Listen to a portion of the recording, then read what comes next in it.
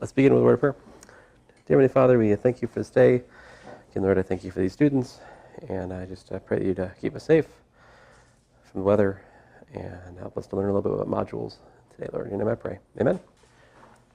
Okay, so I have taken the liberty of writing the definition of a module on the sideboard over there.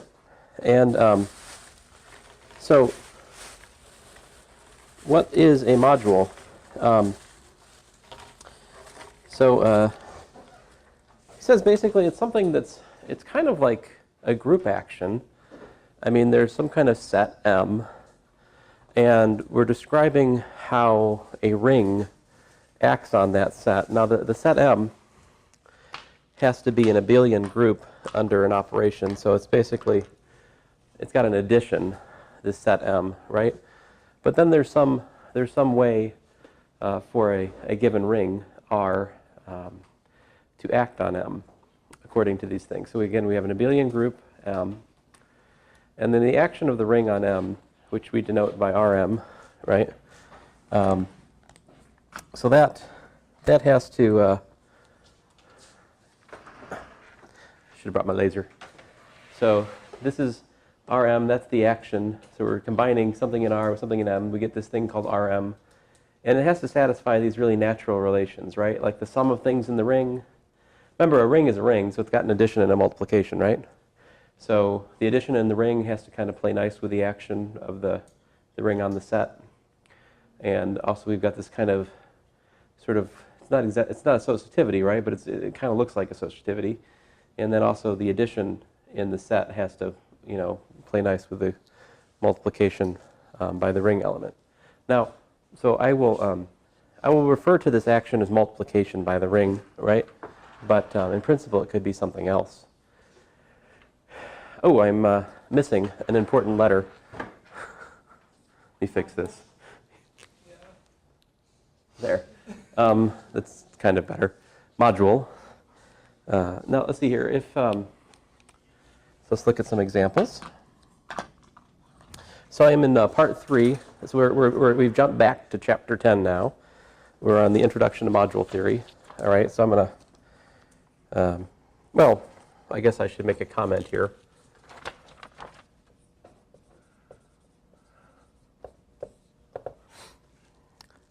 So what's the difference here between, you could also talk about right modules. What would a right module be? I guess I should say something about that. So if instead of multiplying on the left by the ring elements, you multiply by the right and kind of have very, almost analogous axioms, then it's a right module, right? Let's see here. Now, what would happen if you take this definition, right, and you replace, instead of letting R be a ring, if you let R be a field, what do you have with these axioms?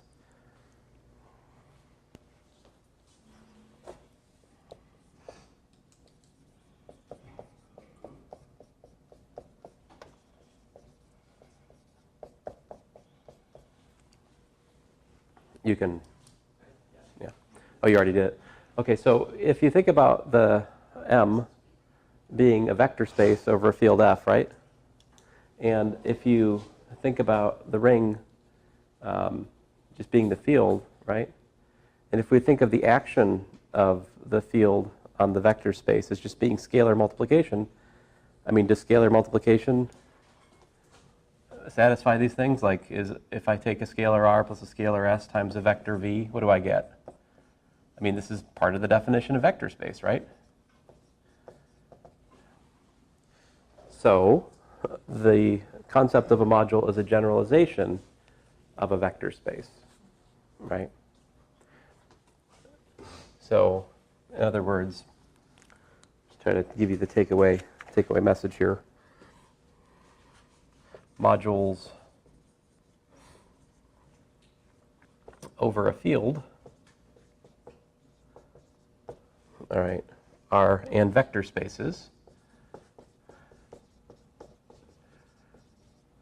over F are the same thing.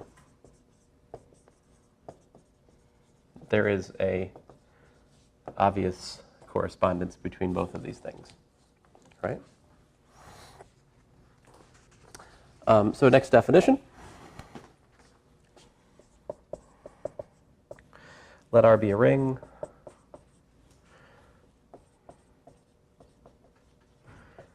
and M an R module and R submodule,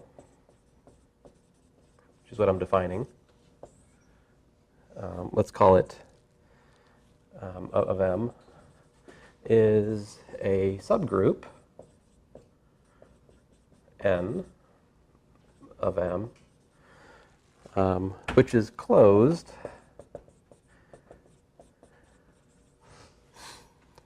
under the action of ring elements. I'll just say under R multiplication.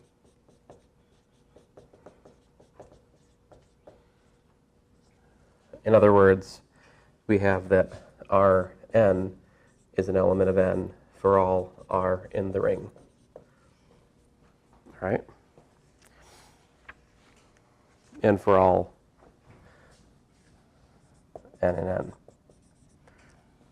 Does it make sense to say it's a subgroup? Do you guys understand why I would say that? I mean, how would I know the concept of subgroup makes any sense?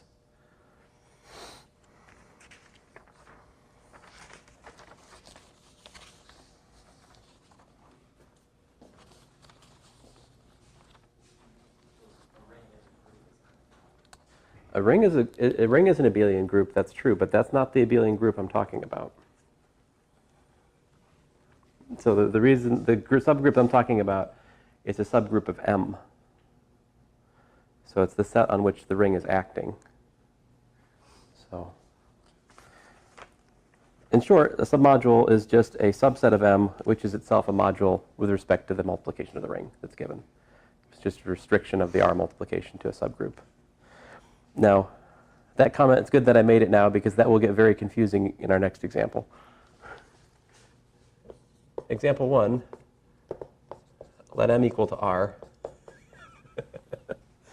So if you let the set that we're going to act on be the ring itself, any ring defines a module action on itself. R is itself an R module.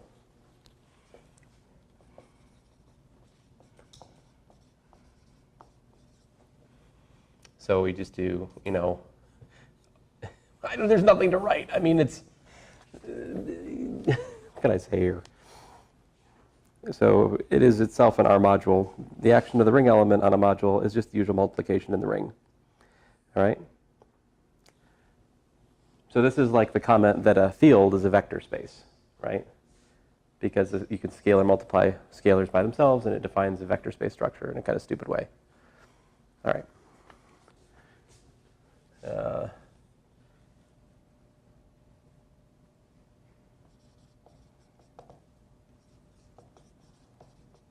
I just say it's the multiplication of R with R. It's not particularly interesting. Now here, what is interesting, what's a submodule of this module? What would be a submodule? Good grief. Submodule N, right? Let's say I. It would be a subset of R, right? A subgroup, right? In the additive sense. And then what else do we need? We need that this condition, right? We need that R times X is an element of I for what? For all R in the ring and X in the subgroup I. What is that? What kind of, what is that?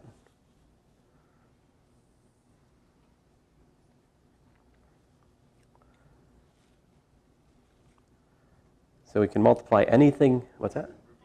It's an ideal, right? This is uber closure. So it says that I is a left ideal.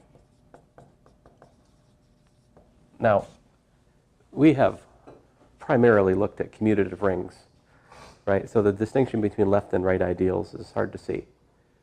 But in principle, you could have left and right ideals be different if your ring was non-commutative. The lion's share of what's said about modules in Dummit and Foote is concerning commutative rings, all right? But In this section, he tries to keep open the possibility that R be non-commutative, just to give you a sense of how general the construction is. Okay. Example 2.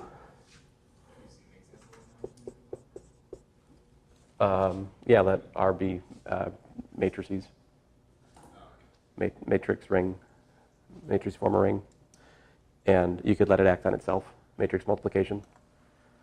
Then you could have a different. Well, anyway, yes.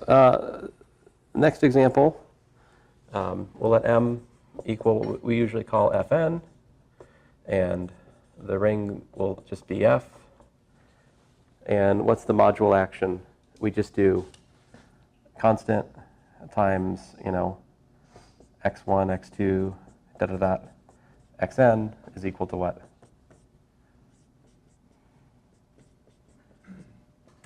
You guys know what this is. What is this? So this is, I'm saying this is my, I guess I should say R here. I'm sorry. To be sort of symmetric in my, try to emphasize. I mean, it helps if I keep using the same notation conceptually for you guys. So typical element of M is an n-tuple from the field, right? And this is the action of the field on Fn. So this makes M as a F. This is the so-called F module. M is an F module. So the F module action, as you read in this chapter, he just talks about F module action. What he's really talking about, scalar multiplication. That's what this is, right? This is scalar multiplication. And this thing is the so-called affine n space, all right? In the case that the field is the reals, it's called Euclidean space, okay? Next example.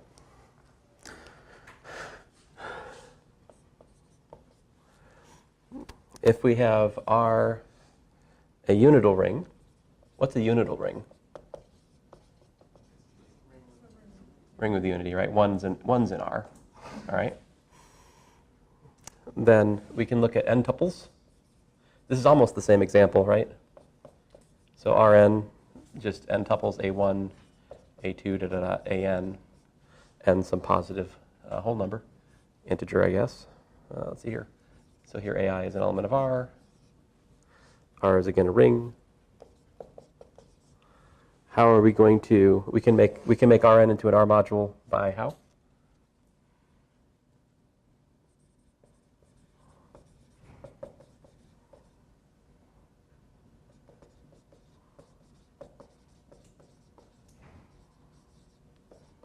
Now I've been assuming in these previous examples that you guys understood the abelian group structure of the set, right? Like for this one, right, I just talked about the multiplication.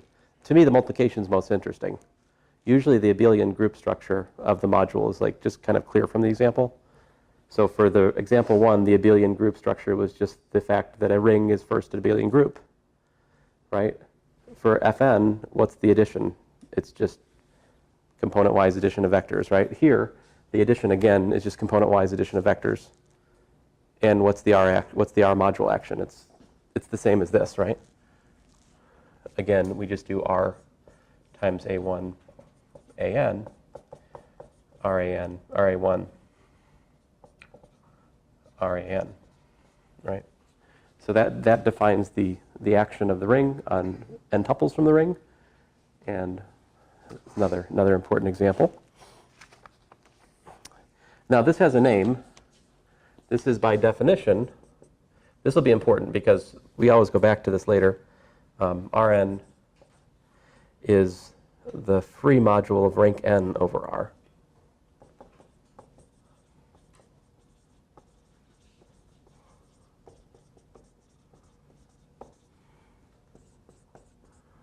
So saying that the free module of rank n over R is basically just n tuples in the ring, right? There's no baggage, right? It's just free. You have these n things, and they're just stuck together. There's no extra, strings attached, right? Okay, can you guys think of any?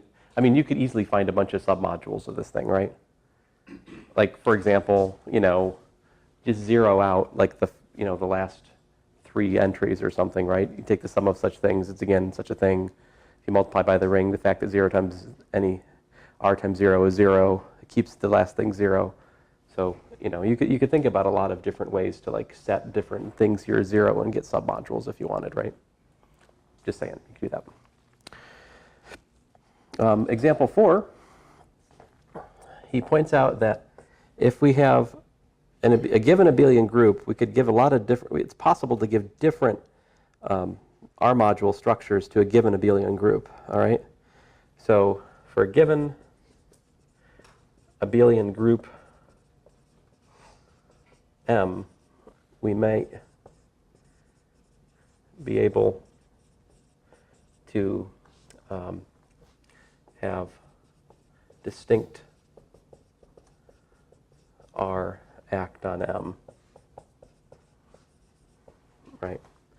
And I like his example. I mean, his examples, I mean, this is why I love Dummit and Foote. I love their examples. I mean, this is the power of Dummit and Foote is examples, so much of it.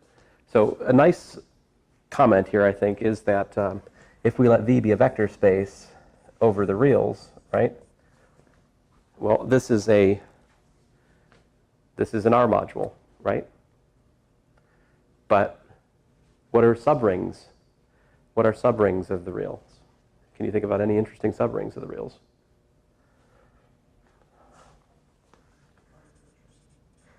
How about this? Naturally, a Q module.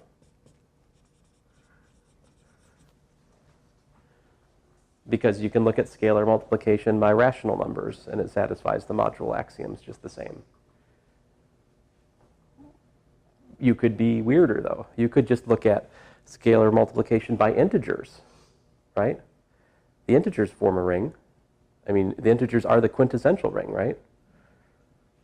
Multiplication by integers gives a module action on a vector space, real vector space. So like you have like any sub, basically you could take any subring of a given ring, right? Once you have an R module, if you have S as a subring of R, you can naturally form an S module simply by chopping your set of scalars down to just the S, things in S. So this is the language I use. I think of the ring as being scalars, because to me what this is a generalization of scalar multiplication. Right?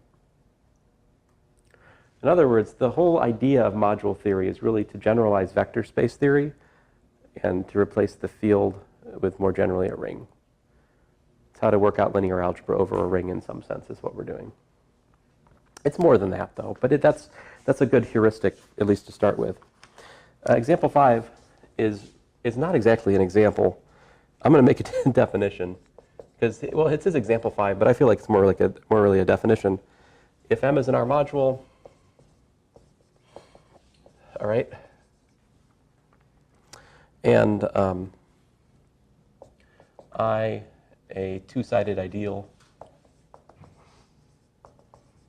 I guess we're still thinking possibly non-commutative, right? Unital ring. All right. And we have that A times M is 0, all right, for all A and I, and M and M, all right? Then M is annihilated by I. All right? So he points out that if this is the situation, then we can make M into an R mod I module, right? So here's the claim.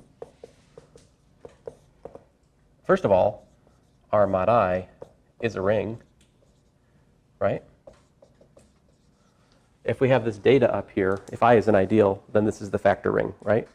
We proved this is well-defined last semester. So this is a ring, and we define R mod I module structure on M via All right, so what's the typical thing in R mod I? What are in there? Cosets, right? So like R plus I is the typical thing in R mod I. How does it act on M?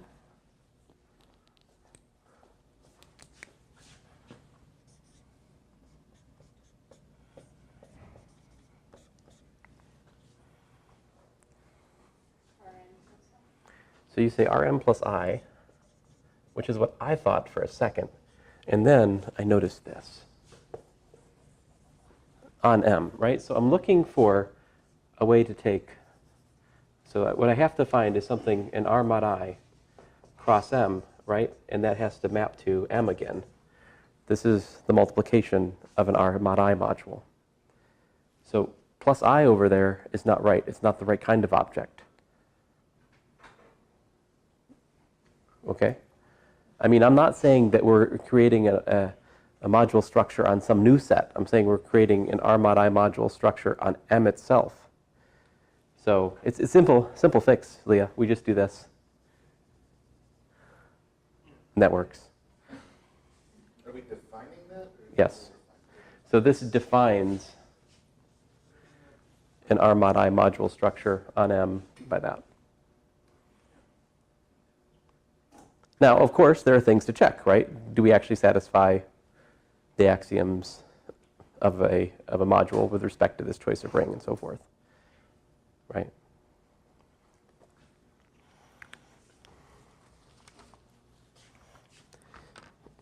Now, well, let's say he says, in particular, if you had a ring and you looked at the quotient by a maximal ideal, right? I mean, just kind of perfunctory comment, right? If I is a maximal ideal, R mod and maximal ideal is a field, right? So then this would be a vector space, right? Because if we have a module, a field module, again, we're back to a vector space, right? Okie doke. Now there are two major examples in this section that we should talk about.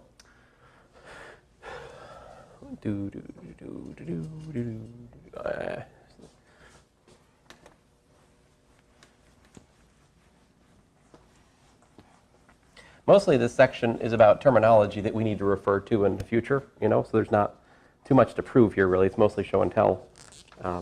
That does change as the chapter goes on, but this example is important, and it's a central example, really. This is the example of Z modules. So if we let the ring be Z and an abelian group, doesn't really matter what it is, right? There's a natural Z module structure on an abelian group. And we talked about it in abstract algebra 1. N times A is equal to what?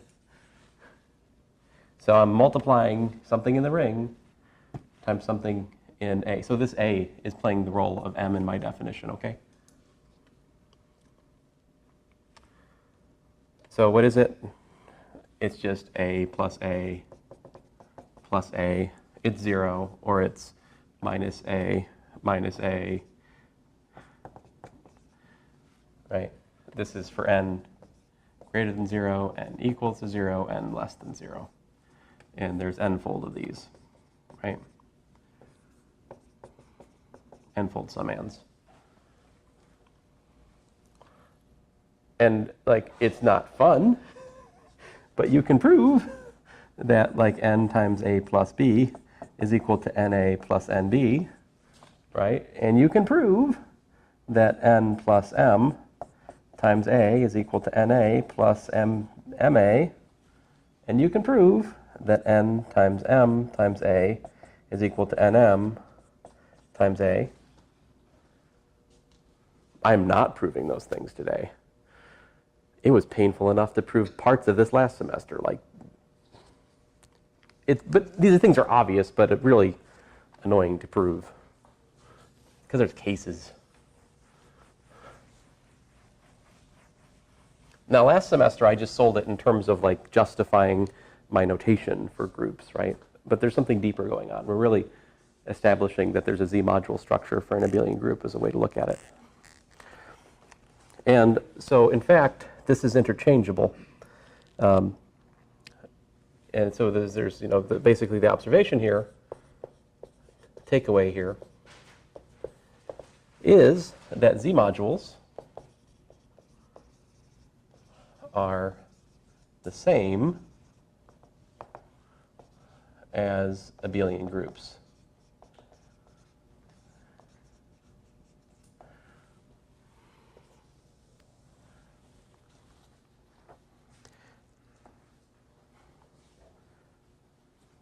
So what's the, if you have an abelian group, this is the Z-module action on it. If you have a Z-module, right, you can look at it and realize that you have an abelian group just the same, right? Let's see here, how to say that.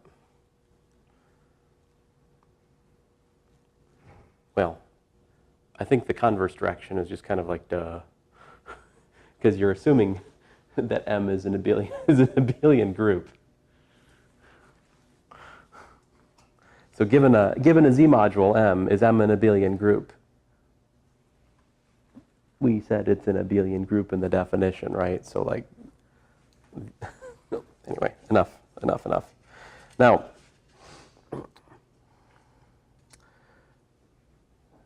if, add on to this, if you have a abelian group, right, has element x of finite order, what would that mean? In other words, x plus plus x equals to 0 n-fold times, right? Now, of course, in our notation, this is what? Right, nx equal to 0. So he says if A is an abelian group containing an element x of finite order, then we can have this happen, right? So this is a pretty good contrast to vector spaces, right? He says a Z-module may have non-zero elements x such that nx is equal to 0 for some non-zero ring element n, right? One of the first things I prove when we're studying vector spaces in 321s is if we have a product of a scalar multiple and a vector equal to 0, then either that's 0 or that's 0, and that's just not the case here, right?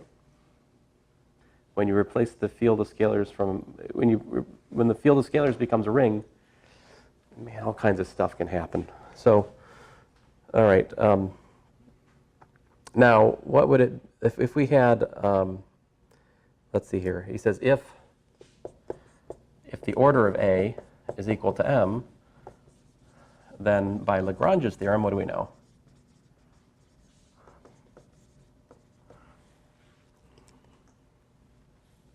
We know that M times X is equal to what for all X in A? 0, right? Because if M is the order of the group, then any, I'm more used to it in the exponential notation, right? Like a lot of times I'd look at it as x to the m has to be equal to e, right? And we can translate all of this stuff into exponential notation, and sometimes we'll need to do that. So if this is the case, yeah? Are you still continuing the first if, or was there supposed to be a then after the first if? Then. But isn't that just repeating? It's, well, I don't know, I'm just pointing it out. Forget the if, when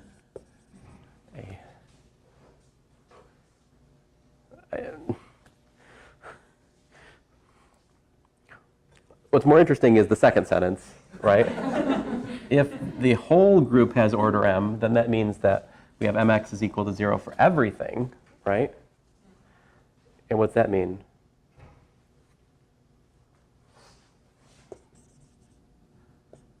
I equal to mz annihilates what?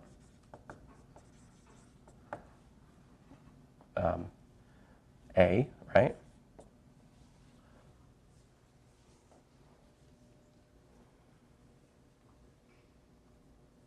which means we can define the factor module.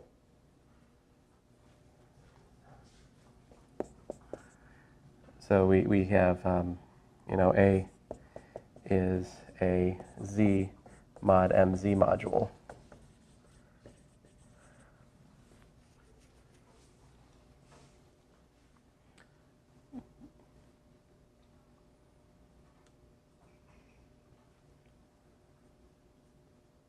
Under the action that, well, under modified Leah action. Let's see here. So in particular, if P is a prime and A is an abelian group such that Px is equal to 0 for all x and A, then A is a Z mod PZ module, right? In other words, specializing this further, if we have the order of A is equal to P prime, right? That implies that A is Z mod PZ module, right? But this, of course, is a vector field, right? Consequently, if the order, any group, abelian group of prime order can be viewed as a vector space over the field Z mod PZ.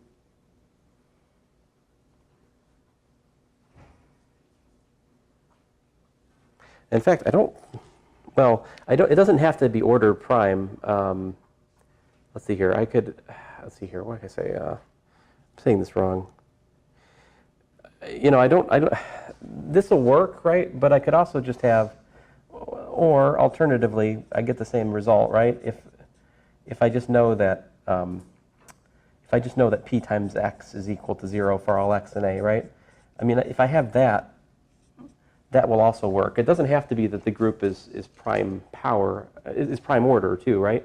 Like, for example, if A is equal to the Klein 4 group, Z2 cross Z2, right?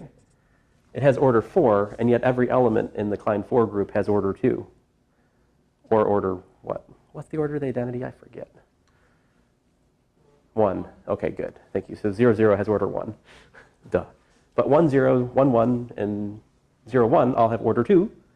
Right? So P equals 2. And in fact, Z2 cross Z2 is a vector space over Z2, a finite field of 2 elements.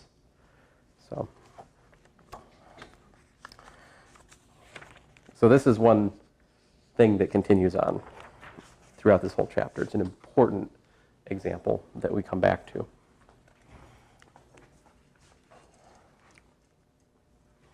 The next example, I would say, is even more important. Well, I don't know. It kind of depends on what your taste in math is. For me, the next example is very important. And so here, we're going to talk about the so-called fx. Oh, come on. Really?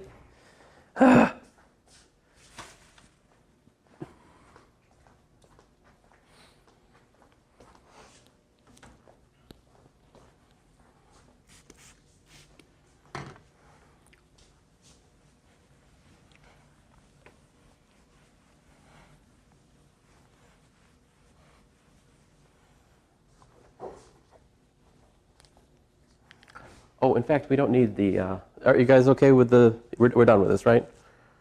We good? So I should actually, because these examples are not directly intertwangled or anything. It's not like we're building off this one. Actually, kind of the interesting thing is both of these examples, the one I just did and the one I'm about to do, both fall under the umbrella of module theory. So if you can give proofs about one, you can kind of give proofs about the other in some sense, and it's kind of weird. This weirdness you'll appreciate more as we go on in here, but next example, and this isn't numbered because it's just, it's important, is how to see vector space over a field as an fx module.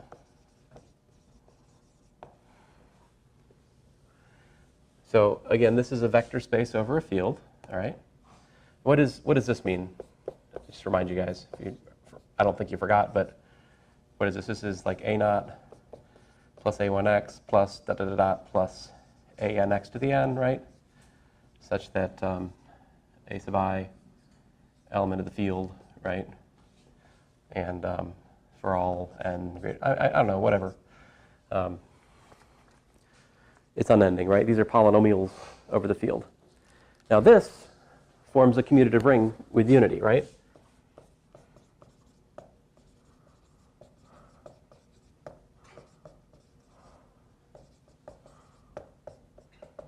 Right? One is in there because we're talking about a field, so one's in the field, right?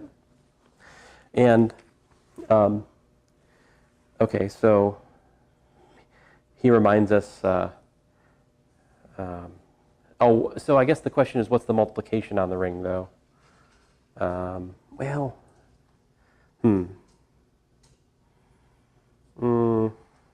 well, let me just give the definition. He's got some stuff leading up to it, but I think I'll let you guys read that. It's not particularly exciting. So definition.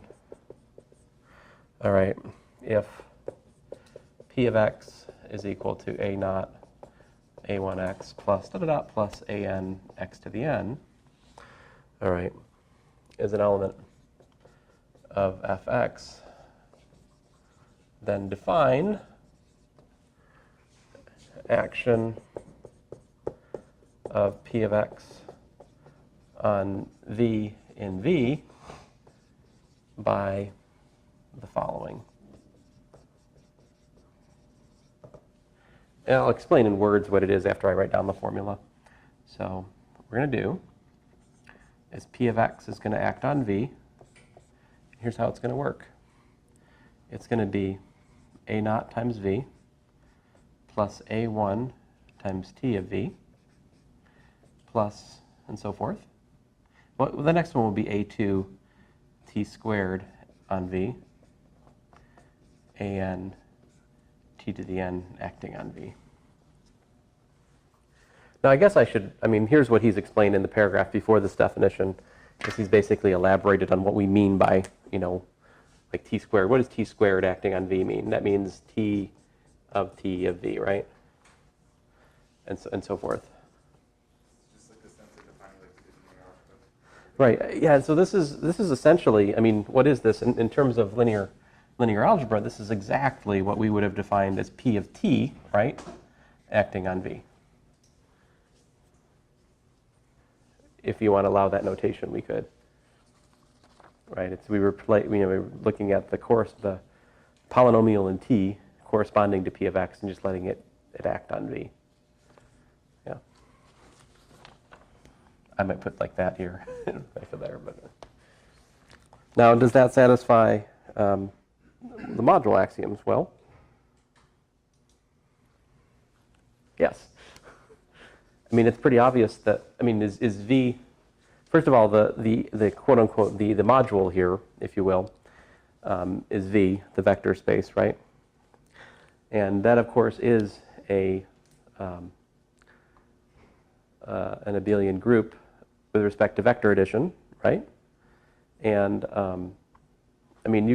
we can just write one down. Like, for example, if I take p of x plus q of x, right? If I take two polynomials and I let them act on the vector, you can see it's pretty obvious that that's going to be, I think you can easily convince yourself that this is true, right? Because that would follow from the fact that, if you add these two polynomials, what does it do? It adds their coefficients, right? And then so you'd have like, oh, fine, I'll prove. I should prove something in here. A naught plus a1x plus da da da plus an x to the n, right? And let's say b naught plus b1x. I'm going to regret this. Plus bm x to the m, right? And that's going to act on V. But what is that? That's a naught plus b naught, right? Plus a1 plus b1 x plus da da da plus, an plus bn x to the n plus, maybe that's it. I'm just going to assume without loss of generality n is greater than m. And what do we do? To make up for the missing things in B, we just add zeros, right? Like bm plus 1 is 0 and so forth and so on. So then the definition is that that's a naught plus b naught times v plus a1 plus b1 times t of v, right? And so forth. Nth power of t acting on v. But then you just regroup stuff, right?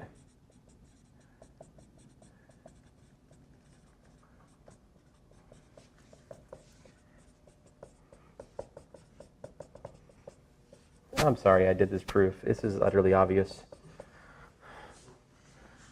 This is exactly p of x acting on v plus q of x acting on v. So there you go. There's one of the module axioms. I guess one that would be more interesting would be the sort of associativity kind of one, right? There might actually be something to think about. Right? What's that? No, I want to move on. Don't tempt me. You're kidding. Yes, I know. I think I'm feeling somewhat like Cooper today, so I've got some kind of cold or something that's on the horizon. I feel low energy today, and oh man, son of a motherless goat. Let's see here. Where are we? So sad.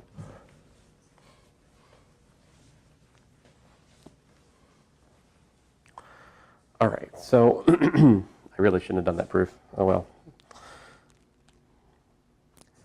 Now, the way to think of this is basically a way to extend scalar multiplication to polynomials, right?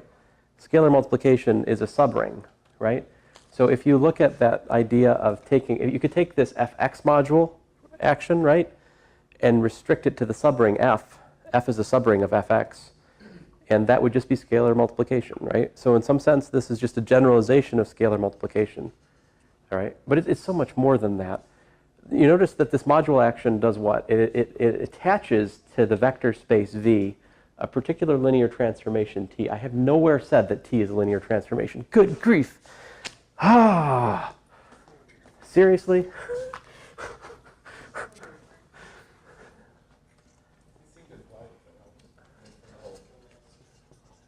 Oh no, that's exactly the sort of thing you should ask me as soon as you notice. For T from V to V, a linear transformation. That's the thing that drives me nuts about this particular construction, is that the terminology is, it's an fx module, right? But sort of a more accurate terminology would be something like, it's an f, or here's a better, we would say this. We would say V, vector space over a field, is an fx module via T. That would be a better terminology, but it's not the terminology which is commonly used, right? It's understood that this fx module is with respect to some underlying linear transformation. And so here's the interesting thing, is that there's, again, a correspondence here. So V is an fx module. All right. This is interchangeable with V, a vector space over F, and T from V to V is a linear transformation.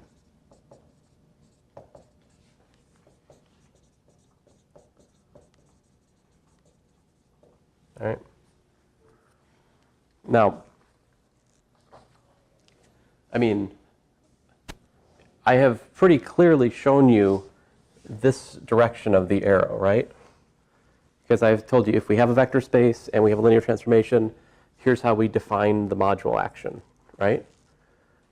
So my question for you is, how do you reverse this arrow? Like, how do I start with an fx module and get a linear transformation? So v being an fx module means what?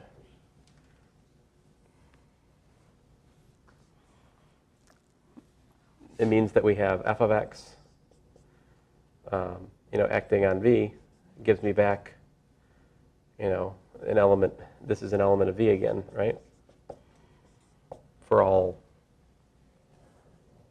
v and v.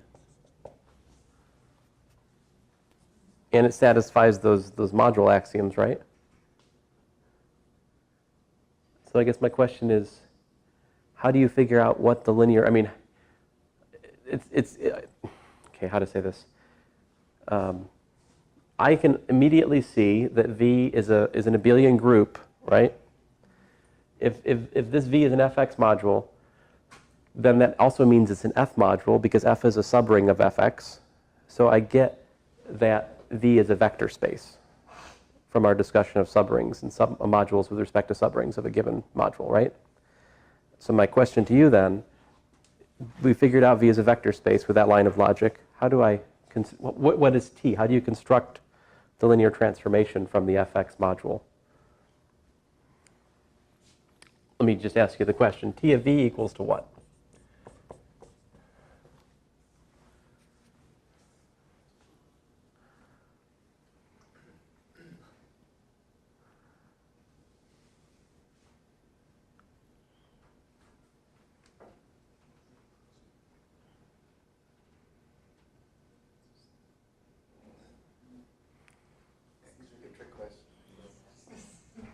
The only thing you can work with is the module action. So let me use a dot here just to kind of,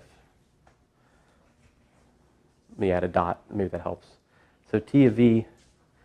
I think we want to say T of V is equal to f of x dot V for what? What would I do? What would be what polynomial should I choose to construct the linear transformation?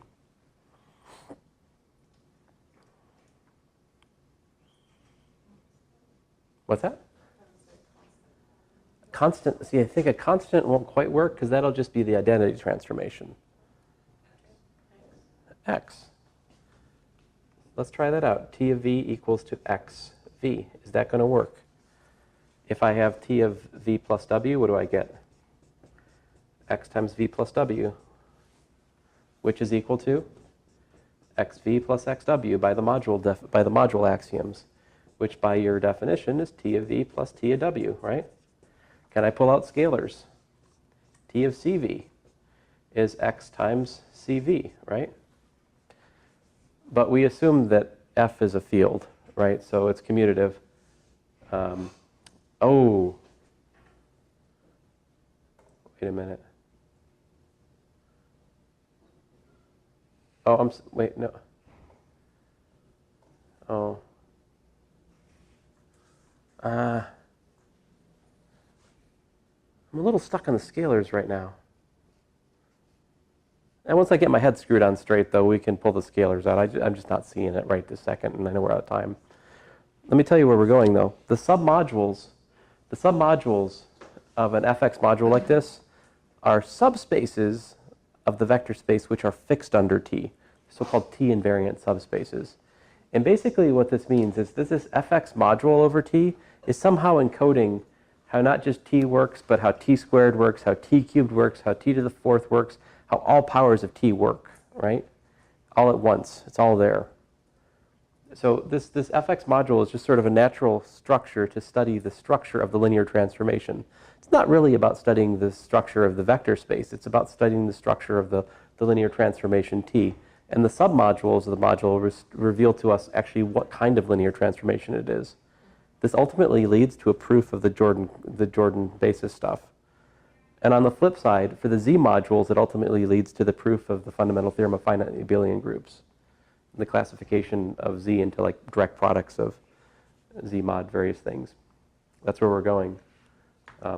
So anyway, I think this is a good start. I'm sorry I didn't get further as usual. Some things remain the same, huh? I was really excited. I thought we were going to get to algebra today. He finally gives a definition of algebra at the end of this section. Yeah.